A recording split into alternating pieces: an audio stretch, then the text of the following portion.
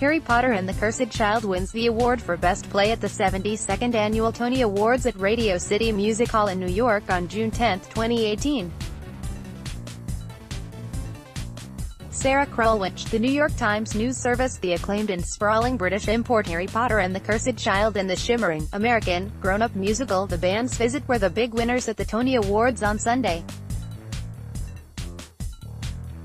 The Band's Visit, based on a 2007 Israeli film of the same name about an Egyptian band that goes to the wrong Israeli town, won 7, Best Direction, Orchestration, Sound Design, Best Book of a Musical, Lighting and featured actor Ariel Stechel, who gave a heartfelt speech about his past. "For so many years of my life I pretended I was not a Middle Eastern person," he said, addressing his parents in the audience. He thanked the creators of the show for being courageous, for telling a small story about Arabs and Israelis getting along at a time that we need that more than ever. Story continues below advertisement. He added, "I am part of a cast of actors who never believed that they'd be able to portray their own races, and we're doing that."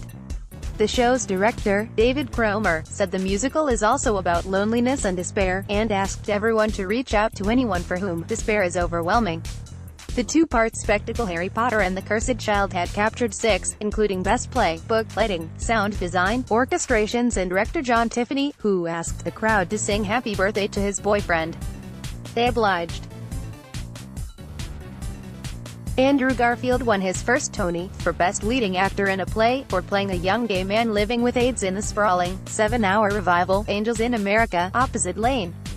He won his third, for Best Featured Actor in a Play. Garfield dedicated the win to the LGBTQ community, who he said fought and died for the right to love. He said the play is a rejection of bigotry, shame and oppression. "We are all sacred and we all belong," Garfield said. He then referenced last week's U.S.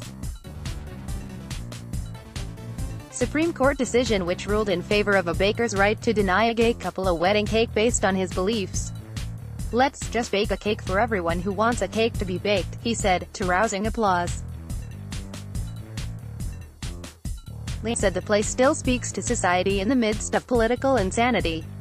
Story continues below advertisement. In a mesmerizing moment, Melody Hersfeld, the heroic drama teacher who nurtured many of the young people demanding change following the February school shooting in Parkland, Florida, was honored from the Tony Award stage.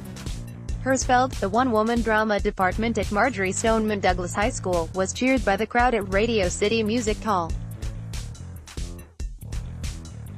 Hersfeld saved 65 lives by barricading students into a small classroom closet on Valentine's Day when police say a former student went on a school rampage, killing 17 people. She then later encouraged many of her pupils to lead the nationwide movement for gun reform, including organizing the March for Our Lives demonstration and the charity Single Shine.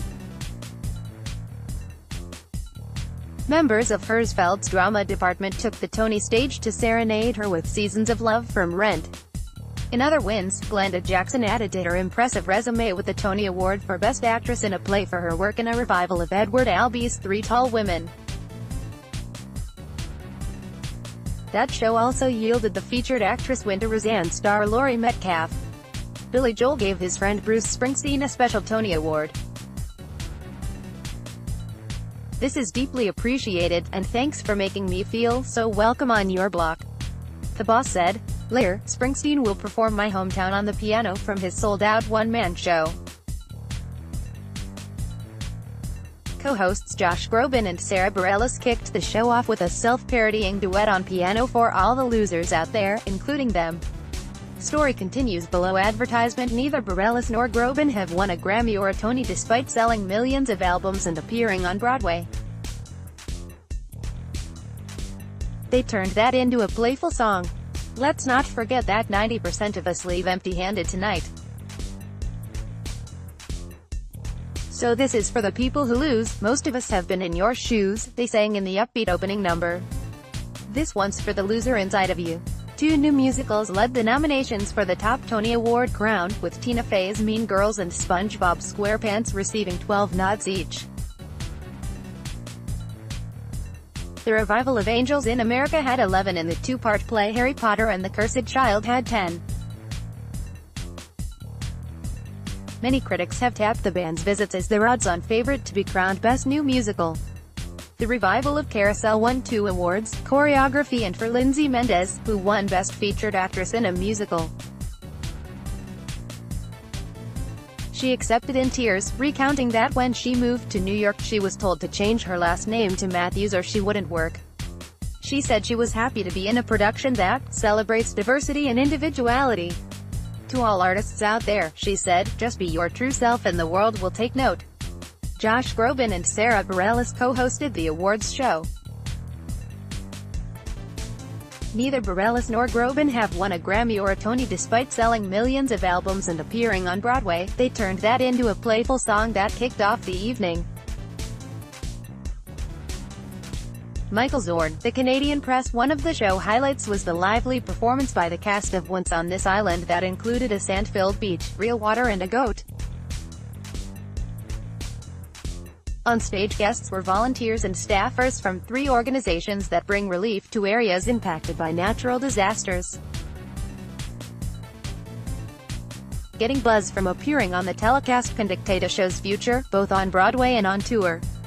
Broadway producers will be thankful this year that the telecast won't have to compete with any NBA Finals or Stanley Cup playoff games. For most of the previous award season, shows like the Oscars and Golden Globes have acknowledged the issue of sexual misconduct and abuse of power. Bareilles and Groban will try to do that while also eviscerating any memory of last year's Tony host, Kevin Spacey, who since then has been accused by at least 24 men of sexual misconduct or assault. The pair will also hope to end a ratings slide following the 2016 edition that was led by Hamilton, which drew 8.73 million viewers. Spacey's ceremony last year drew 6 million viewers, which represented a drop of approximately 31% in total viewers from the previous year. The show is a sort of victory lap for a Broadway season that saw grosses hit another record high by pulling in $1.7 billion, up 17.1% over last season's $1.45 billion. Attendance was also up, coming in at 13.79 million, an increase of 3.9% at last season's 13.27 million.